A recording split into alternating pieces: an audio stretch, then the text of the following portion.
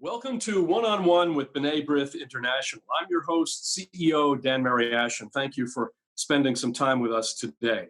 I'm delighted to have as my guest today Ambassador Aviva Raz Shechter, Israel's permanent representative to the United Nations in Geneva.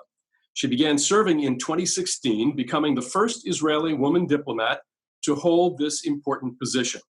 As Israel's primary representative to the United Nations in Geneva, Ambassador Raz Shechter helps navigate the challenging relationship between Israel and the UN, a body that has frequently, over the years, taken a one-sided, hostile approach to Israel. Now, prior to her current role, Ambassador Raz Shechter has had a distinguished diplomatic career at the Israeli Foreign Ministry, most recently serving as Deputy Director General for the Middle East and the Peace Process Division. She also previously served as Director of the Department for Combating Antisemitism and Holocaust Issues. Now, in our conversation today, I'll be speaking with Ambassador Raz Shechter about how Israel's response to the COVID-19 crisis has been received by the World Health Organization, Israel's current relationship with the United Nations, and specifically the Human Rights Council, and issues relating to the rise in global anti-Semitism. Welcome, Madam Ambassador, to One-on-One. Welcome, and thank you very much, Dan. It's always a pleasure. I think we go many years back to my years in Washington, and afterwards with the Global Forum for Combating Antisemitism. It is always a pleasure. Thank you. Thank you. Before we start, I have a question about diplomacy. They say that diplomacy is the art of the possible, but it's also the art of personal engagement. So in the era of coronavirus, you're joining us from Geneva. How does one conduct diplomacy where everybody's on lockdown? Well, indeed, I think that this era of COVID-19 showed us that the online, the internet, virtual webinars, web talks, this is the new tool, which was popular also before, but now more than ever. However, when you talk about diplomacy, in connection to networking, I think that still the role of the diplomats, the classic role, the one that has this capability of networking, of working person to person, is not less important. And therefore, at the same time that we are using all those tools, we are continuing with our telephone calls, with our conversations here in Geneva, because as you know, Geneva is a place where Israel is working on the multilateral arena, and we need to safeguard those relations on a day-to-day basis. Well, speaking of the multilateral relations, just in the last few days, we know you've been busy. Yesterday and the day before, you were part of the World Health Assembly. So let's start there. We've all witnessed Israel's swift and effective response to the current health crisis. The measures to keep citizens safe, the relatively low rates of infection and fatalities, as well as, and perhaps most important now, the boost in innovation and the search for vaccines and new medications. How has Israel's response been received at the WHO, which has been a lot in the news here, of course? And what has your role been in the last few days, and prior to that, vis-a-vis the WHO? Well, let me then maybe start with a bit of an overview, giving you a more of a macro level picture, because I think that COVID-19 showed in many ways the weaknesses of the multilateral arena, whereby you saw the states, the countries, having special rules for themselves, which means closing the skies, operating within, and not necessarily with the multilateral arena. Israel indeed was one of the first countries that closed its borders in order to eliminate the spread of the coronavirus, and we did well. And as we say, we flattened the curve, and we did it in comparison to many other countries. I'm comparing it, for example, to Switzerland, where the two populations are about the same number. Here the rates and the number of casualties were much higher. At the same time, Israel from the very beginning reached out to the WHO and to different countries in order to find a solution, whether in research, whether in cooperation regarding finding a vaccine, and in helping to EMTs, the emergency teams, because we have a lot of experience in this regard. I think that there's a lot of appreciation for Israel within the WHO, and we have dialogued with them all around, including in the sense of our own region, which means that we have the Palestinians, and they needed to receive the best equipment in order to fight coronavirus also in the West Bank and in Gaza. Although you know that there are lots of problems on the ground, I must say that the cooperation and the collaboration between Israel and the PA proved to be very successful. And they were not only appreciated by the WHO, but also specifically by the Secretary General, Guterres, and by his envoy, Mr. Meladenov, who strongly emphasized this good collaboration in preventing the spread of the virus. So I believe that here Israel earned both our own capabilities in research and innovative ideas, and also on the ground in the framework of our relations with the Palestinians. Well, let's take a look now at Israel's relationship with the UN more broadly, especially the Human Rights Council. This is often a difficult arena to engage in, but also one where Israel tries to bring a positive agenda, notwithstanding all of the bias that surrounds Middle East issues at the Human Rights Council. Now, from your experience, tell us about the general dynamics for Israel and the main challenges at the Council that you face doing your job, and about some of the achievements that you've accomplished and your priorities going forward. Well, Geneva, in the sense of the multilateral arena, and especially the Human Rights Council, is one of the toughest places for Israel. Because along the years and since the establishment of the Council of Human Rights after the Commission, you know that for many years, Israel even did not belong to a geographical group. And we had to fight in order to enter into WIOG, the Western Group and others. Therefore, we could see that if we are looking at the statistics, as you know, also in the United Nations at large, but in Geneva, out of the 136 resolutions regarding countries, more than 80 are against Israel. And we have every March session the 5 resolutions that are under item 7, which is a unique item in the agenda of the Council of Human Rights, every session, whether it's March, June, or September, whereby we are given a special place. All other countries are given only one item, item 4, that discusses country cases. Under item 7, we not only have the resolutions, but we have also a special rapporteur who is the only perpetual rapporteur. All the others have a mandate and they are being replaced, and sometimes the mandate is, there is a decision to complete this mandate. Under item 7, we have that too. Of course, Israel is suffering from the bias, the singling out, and the discrimination, the ongoing one, and we are fighting against it. We are not the only ones that are fighting against it. As you know, the United States left the Council of Human Rights as a member because of this discrimination, because of the composition of the membership of the Council. And this is also one of the reasons and also the answers for changing the situation. As long as this composition of the 47 members that are divided into the 5 geographical groups stays, and we have an automatic majority against Israel, there's not much we can do. There is a great need for reform, and we have been working on it, of course, with the United States, also with other friends. Unfortunately, it did not materialize. I thought when I arrived almost 4 years ago that something can be done, but it seems that it will take a long way. And therefore, we will continue and fight. This is not the only agenda for Israel. Indeed, the Palestinian resolutions are the ones that have a priority. We are, of course, working a lot in order to show that the like-minded countries and the moral minority does prevail, at the very same time, we have a large positive agenda.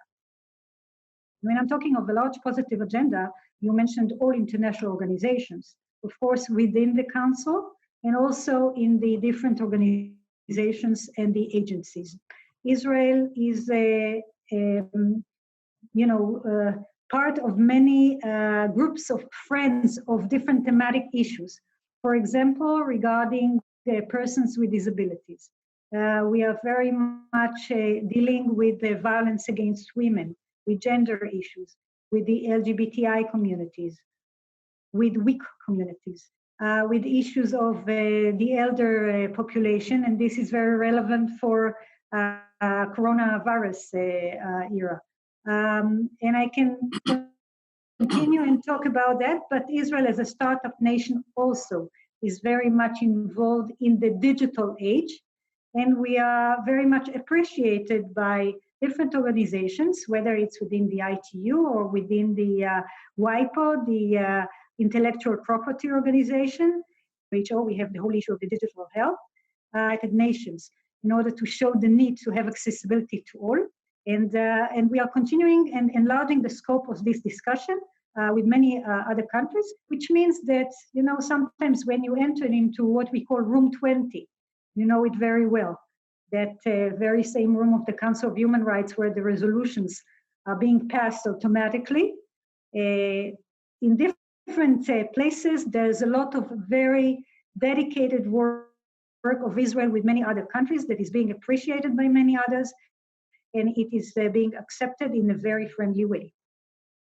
Well, let's go back just for a second to the moral minority, because I've been doing some reading lately about the UN in the period of partition and then statehood, and then what happened in the UN in the late 40s and the early 50s as it related to Israel and its neighbors. Now, it's a situation today where, the more things change, the more they stay the same. Delegates to the Human Rights Council, diplomats, clearly, not all, there are ideological issues, obviously, that drive a lot of this, and block voting, which drives a lot of this. But at this particular point in time, how do you explain the phenomenon of otherwise intelligent, important diplomats ignoring the facts on the ground and simply voting as they do, either against Israel on these issues or abstaining even when they know better? How do you explain that hypocrisy? Well, indeed, it is difficult to explain hypocrisy because there's an oxymoron in the question itself. I know from many diplomats that when we talk, as we say, tete-a-tete in the corridors, they seem to clearly understand that Israel is doing the right thing and that we are talking about cynical interests and not about the real values.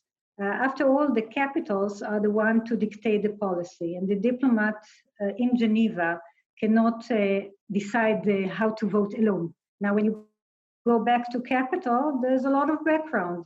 You know that countries operate according to interests and not necessarily according to values. Although we are in the 21st century, we are far from being, from improving the habits. We were talking just recently during the COVID-19 about the multilateral arena with many colleagues here, and some said maybe that's the beginning of a change. I must say that our history, as you mentioned, many decades in ongoing bias and discrimination, I'm a bit cynical and skeptic about it, but I'm always optimistic because I believe that many countries, when they understand the contribution of Israel to the multilateral arena and also on the bilateral levels, they will shift their politique and the way they vote also in the multilateral arena in Geneva. We have seen it already. We see differences and changing patterns among African countries, among also some European countries, South American countries, also Asian countries.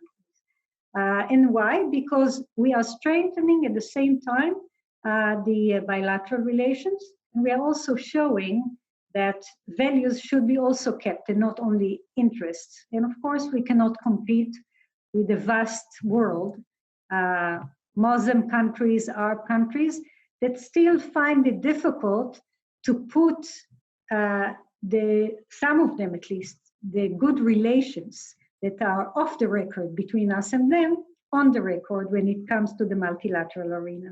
I truly hope that we will see a process of improving the situation, and then we will also see it being improved vis-a-vis resolutions and the voting patterns.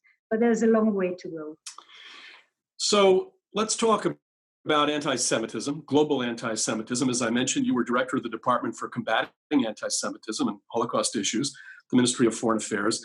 So you're familiar with the many facets of what is the big challenge. This is a big challenge for Jewish communities, for the State of Israel, everywhere. There is a global pandemic of anti-Semitism alongside the coronavirus.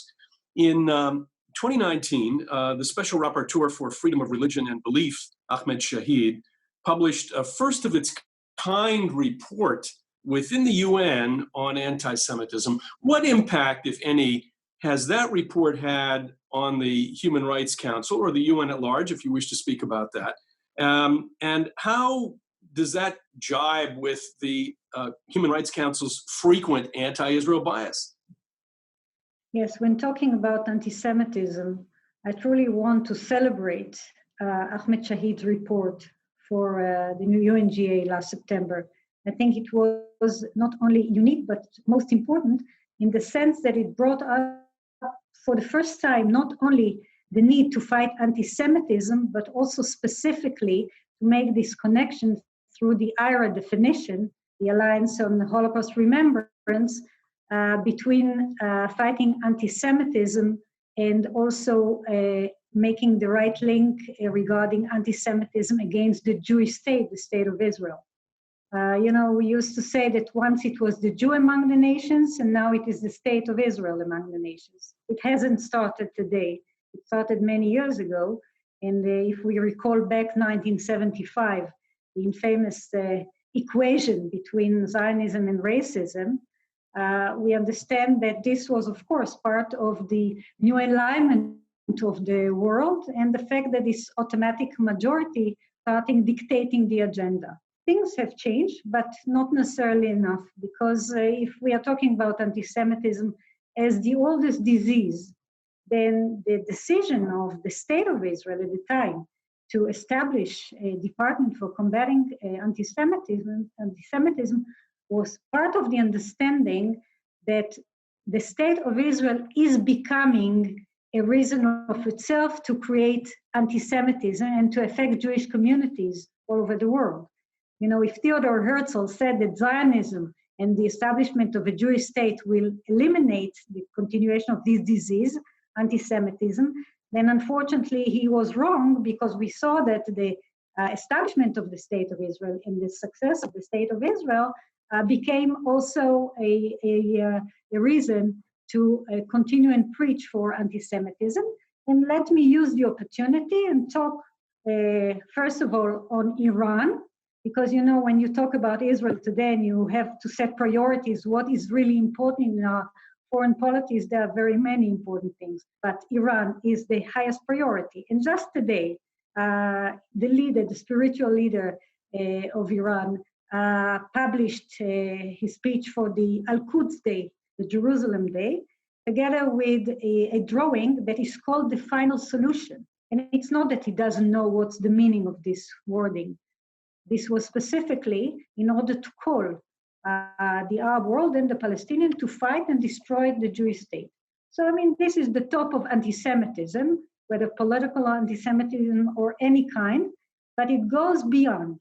And when we see how leaders, highest echelons leaders, spiritual leaders, religious leaders are using anti-Semitism as a tool and a weapon against Israel, this is unacceptable, and we all need to fight against it. When I'm saying all, then you very well know that the decision to establish the Global Forum for Combating Antisemitism was indeed that we need to fight anti-Semitism not as a Jewish issue, but as a global issue. And therefore, we need governments, we need parliaments, we need civil society, we need academic institutions, Jewish communities, and the state of Israel all need to fight together. Ahmed Shahid was maybe the first, as a special rapporteur on freedom of religion and belief, to put that and state that there is a connection between the two. And I think that this was a milestone. Here, I must say that when you ask about the impact, I am not sure that it got enough impact. Of course, Secretary General Guterres and also the High Commissioner for Human Rights do give statements regarding the need to fight anti-Semitism during the COVID-19. Both of them talked about it, about conspiracy theories, and of course, Mr. Shahid gave a very important statement also specifically about that during these days. But it's not enough. It's not enough to talk about these things during the 27th of January, the International Holocaust Remembrance Day, where in Geneva, also of course in New York, we are the ones to lead the special remembrance ceremony. It's not enough.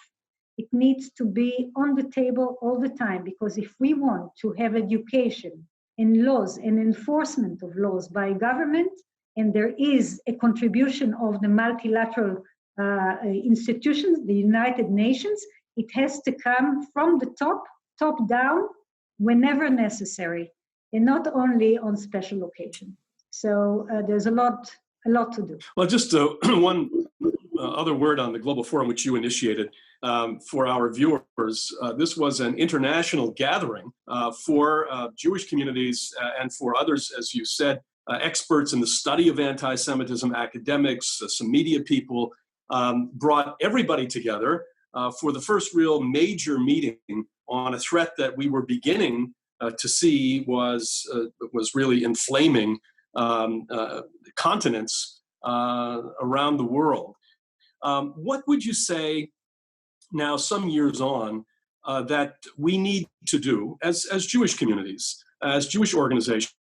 What do you see as our role, given the experience that you've had, not only with the Global Forum, but ever since? Yes, I think that one of the greatest challenges that we are facing is, first of all, the rewriting of history.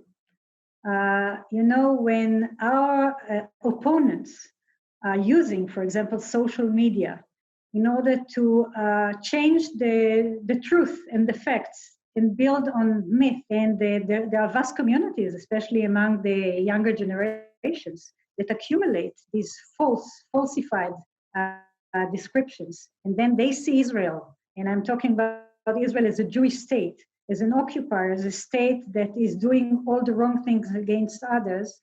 This is one of the greatest challenges to remove and to fight against, which means that when you talk about the role of Jewish communities, I think that, again, it's the relationship between the state of Israel and Jewish communities. We need to talk to each other, to strengthen the dialogue, to educate better for the facts, and to deal with this rewriting of history, because this will help us also to fight anti-Semitism.